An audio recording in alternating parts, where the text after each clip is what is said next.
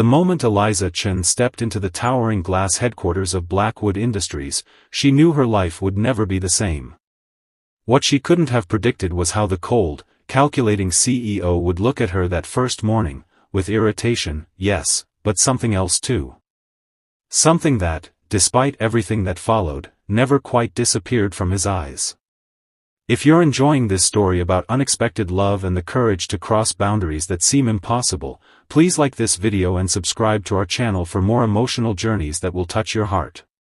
Your support means everything to us. The rain hammered against the windows of Eliza's tiny apartment as she stared at her laptop screen, the rejection emails piling up like the bills on her kitchen counter. 6 months since graduation, and her prestigious business degree had gotten her nowhere. Her mother's medical bills weren't going to pay themselves, and the temp agency's call had been a lifeline she couldn't refuse, even if it meant working for a man whose reputation made seasoned executives tremble. "It's just for 3 months," she whispered to herself, fingers trembling as she buttoned her only professional blazer, purchased secondhand and carefully mended where the lining had torn. Just long enough to get Mom through the next round of treatments. Alexander Blackwood hadn't built a billion-dollar empire by being patient.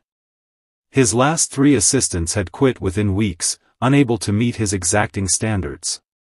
The temporary replacement sent by the agency looked like she might blow away in a strong breeze, petite, with determined eyes that somehow held his gaze when most people couldn't bear to. "Ms. Chen, I require perfection," he said, voice clipped as he outlined her duties. "My schedule is not negotiable. My preferences are not suggestions. My time is worth more than you can comprehend. Do you understand?" Eliza nodded, spine straight despite the intimidation tactics. "Perfectly, Mr. Blackwood. And I should mention, I've memorized your schedule for the next 2 weeks, prepared briefings for your meetings today, and taken the liberty of reorganizing your filing system to improve efficiency." She placed a folder on his desk. "I believe you'll find everything in order." For the first time in years, Alexander Blackwood found himself momentarily speechless. The weeks that followed established a rhythm. Eliza anticipated his needs before he voiced them. She worked tirelessly, arriving before him each morning and leaving after him each night. She never complained, never faltered, but sometimes, when she thought he wasn't looking, Alexander caught glimpses of exhaustion in the slump of her shoulders, in the way she pressed her fingers against her temples when fighting a headache. He told himself his growing curiosity about her was purely professional. He needed to understand what motivated such dedication. It had nothing to do with the way her eyes lit up when she solved a problem, or how her rare smile transformed her entire face. The call came on a Tuesday afternoon during a board meeting. Eliza's hands shook as she whispered into her phone in the hallway, tears streaming down her face. Alexander found her there, having noticed her absence and, for reasons he couldn't articulate, felt compelled to check on her himself rather than sending someone else. "My mother," she managed to say, struggling to compose herself. "The treatments aren't working. They're sending her home. I should go," he said, the single word gentle in a way his employees would never have believed possible. "Take whatever time you need." "I can't," she whispered. "I need this job. The medical bills." Something shifted in Alexander's expression. "Go to your mother, Miss Chen. Your position will be waiting when you return." That night, alone in his penthouse overlooking the city, Alexander did something he hadn't done in the 15 years since building his company. He personally reviewed an employee's file. Eliza's resume was impressive, her references stellar. But it was the background check that revealed what she'd never mentioned: the graduated magna cum laude while working 2 jobs to support her widowed mother through the initial diagnosis of stage 3 cancer. For the first time in longer than he could remember, Alexander felt something crack in the carefully constructed walls around his heart. This woman who arrived each morning with a smile despite carrying the weight of the world on her shoulders. This woman who never asked for special treatment or sympathy. When Eliza returned a week later, hollow-eyed but determined, she found a letter on her desk. Her mother had been transferred to the top oncology center in the country. All expenses paid. An experimental treatment program with promising results. Transportation arranged. Housing secured near the facility. "I can't accept this," she said, bursting into his office without knocking, the letter clutched in her hand.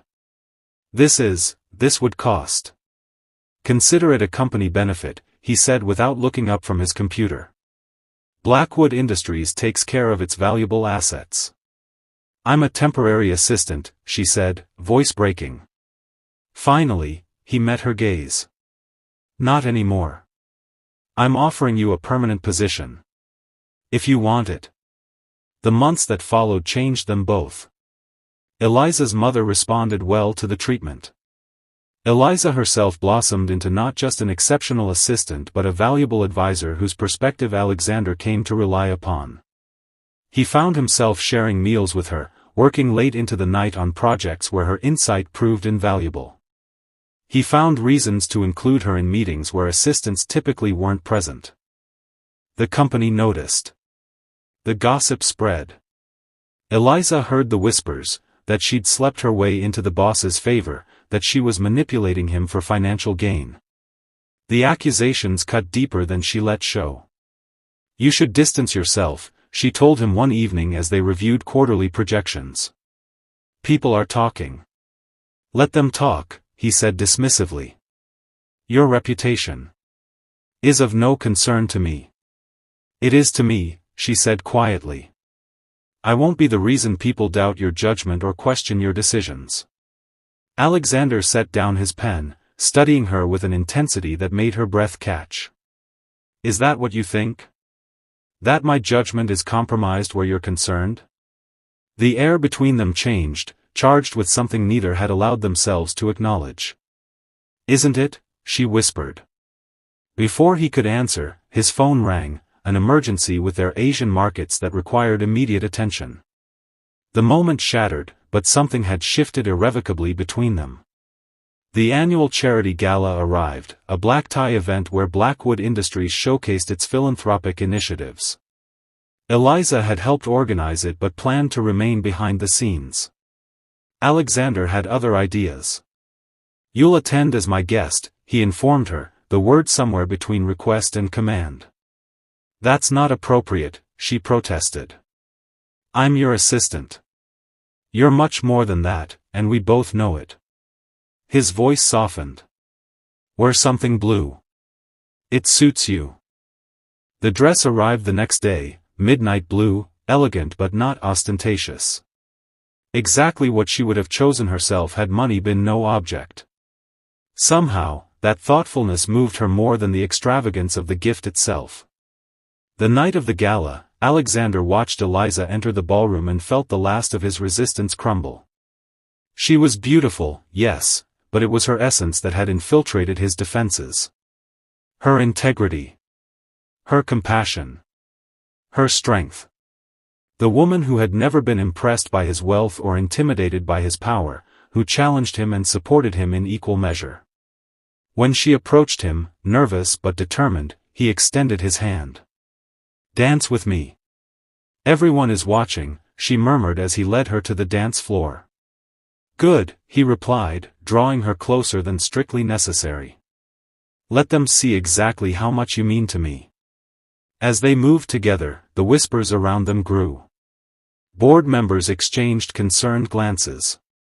Rivals smirked at what they perceived as weakness. Alexander ignored them all, his attention focused entirely on the woman in his arms. "They'll say you've lost your edge," Eliza warned. "That you're not the ruthless businessman they've always feared. Perhaps it's time they saw a different side of me." His hand tightened slightly at her waist. "The side only you've bothered to look for." The speech he gave later that evening shocked the assembled crowd.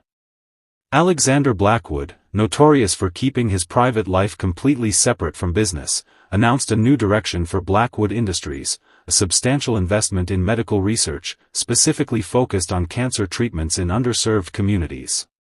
He spoke of compassion as a strength rather than a weakness.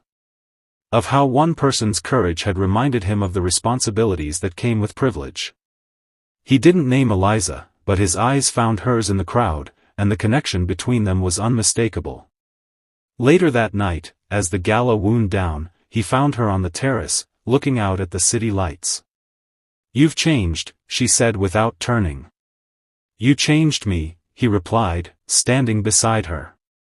"Or perhaps you simply reminded me of who I was before ambition became my only purpose.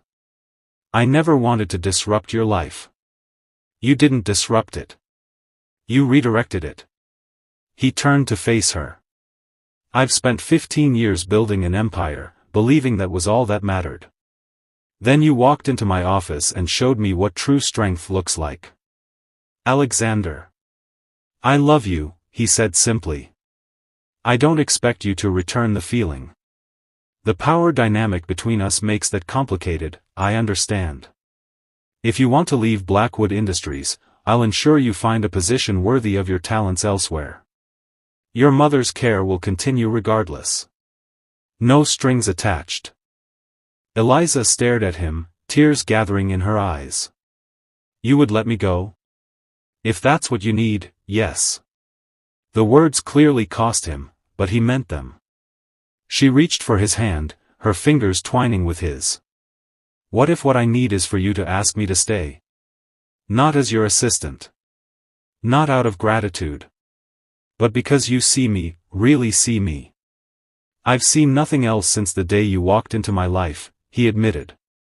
"Stay with me, Eliza. Help me become the man you deserve." In that moment, beneath the stars, the billionaire who had hired her, who had fallen for her against all reason and expectation, waited vulnerable for the first time in his adult life. And Eliza, who had entered his world seeking nothing but a paycheck to save her mother, found herself offering something she'd never expected to give, her heart. Their journey wasn't simple. The business world questioned his judgment. Her friends warned her about power imbalances. His family doubted her intentions. But together, they built something neither had believed possible, a partnership of equals despite their different beginnings. 2 years later, when Alexander proposed, it wasn't with an extravagant gesture or ostentatious ring. It was in the hospital room where her mother, now in remission, was preparing to be discharged. It was with words that acknowledged their unusual beginning but promised a future built on mutual respect and genuine love.